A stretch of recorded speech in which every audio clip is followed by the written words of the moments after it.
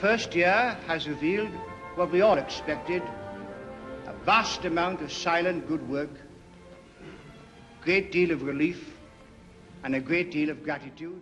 Nye Bevan's devotion to establishing the National Health Service was inspirational. Don Atwill was among the multitudes he inspired.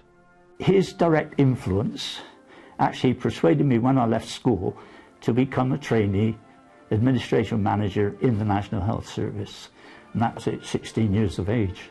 But you were working with medical records at the beginning? Oh, absolutely. I was booking in outpatient appointments, meeting the patients when they arrived, checking them in. 60 years on, Don's talent for keeping records is a skill that's helping his very survival.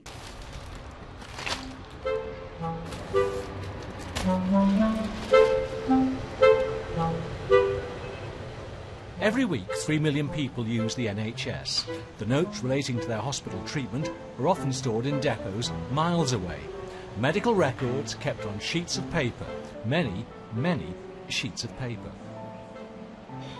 This is a typical medical records library. There are scores like this all over the country. This is in Birmingham, where there are 1.4 million patients' medical records being kept, and they go back decades. But the system is cumbersome, complicated, and it's collapsing under the weight of so much vital information stored on paper. It's just not working. My experience has been that notes are never where you want them to be. If you want them in cardiology, they may be in orthopaedics. If you want them in orthopaedics, they may be with the kidney team, etc. And patients with multiple problems under many departments may have their notes all over the hospital, maybe 2, 3 or 4 files in different places. And it's causing real problems for patients, is it? Well, it causes terrible problems for patients. You can imagine coming to clinic with a complex medical problem and seeing a doctor who's got one thin folder with a blank sheet of paper saying temporary notes, can't find the notes.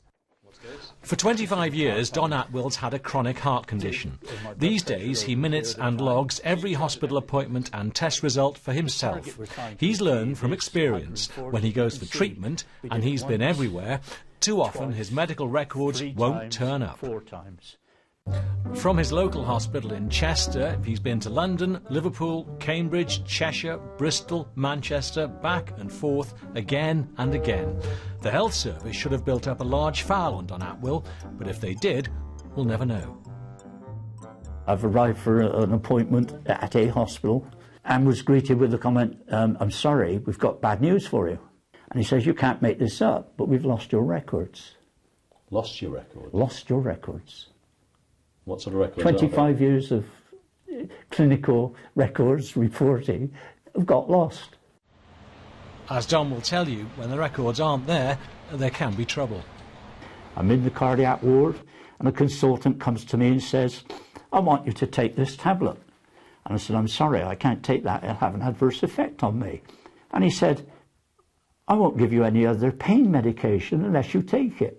What? So I took the tablet involved and I regained consciousness. I was on the floor, my feet elevated, receiving an intravenous drip to try to recover my blood pressure. It did that much harm? Yeah. To avoid such potential catastrophes, University Hospitals Birmingham has become one of the first to transfer all its paper records onto computer. David Rosser, the medical director, says it means confusion over the likes of drug doses has been dramatically reduced. Are you saying it makes difference to patients' mortality going onto computer rather than being on paper? Yeah, we've just published something in a scientific journal that demonstrates a more than 16% reduction in emergency mortality, which correlates exactly with a reduction in the number of missed doses of drugs. So give patients the drug that they're prescribed and fewer of them die. So we now have 100 patients a year fewer dying in this organisation than we did 3 years ago. So in Birmingham they say computerisation's helped, and they're going further, trying to give patients access to their records online. Ellen Ward-Lindley, who has rheumatoid arthritis, is one of the first to benefit. What you can get on the system now is they can show a little graph over time. So my iron levels, being a perfect example, started dropping off around November last year, and it wasn't quite so obvious until you could see it in graph format, and there it was, just plain as day, just... So you feel better informed? I do, and I have more of a basis for asking questions. But Ellen works in the NHS as an information analyst, so, like Don, she has an aptitude for statistics. What's happening here in Birmingham plays into the idea of giving patients freer access to their own medical records. It's an idea that's increasingly popular with medical bodies like the Royal College of Physicians. But others argue in the long term it'll simply mean doctors shuffling off what's currently their responsibility onto those least able to cope, their patients, the sick. The government has said by getting access to their notes, patients will have control over their treatment. So it's right in line with government thinking, and leading doctors' groups are also keen. For most, I think it is very welcome. They want to move in this direction, but it is because they want patients to have the opportunity to manage their own disorder, to make decisions. It's opportunity, but is it responsibility as well? It carries responsibility. So yes. The patient has responsibility rather than the physician? Not rather than, as well as. Duncan Diamond, a consultant for 40 years, says patients should be informed, but warns full access to their records will create further problems. I struggle to see how that's actually going to put the patient in control, because a lot of the medical records will be using terminology and numbers and things that nobody outside the medical profession is familiar with. And that seems to me introducing yet another potential gremlin into an already difficult system. What about the notion that the patients could be at least the backstop? At least they'd have control over their own. How do they coordinate it? They can come in and say, hello, Dr. X or Dr. C, I saw Dr. A and Dr. B, and here are the records which your organisation is unable to find, so I've got them. It still is a terrible indictment of the system that relies upon someone who's ill and vulnerable and maybe not at their best, worried, anxious, with anxious, worried relatives, to produce an administrative process which the hospital should do.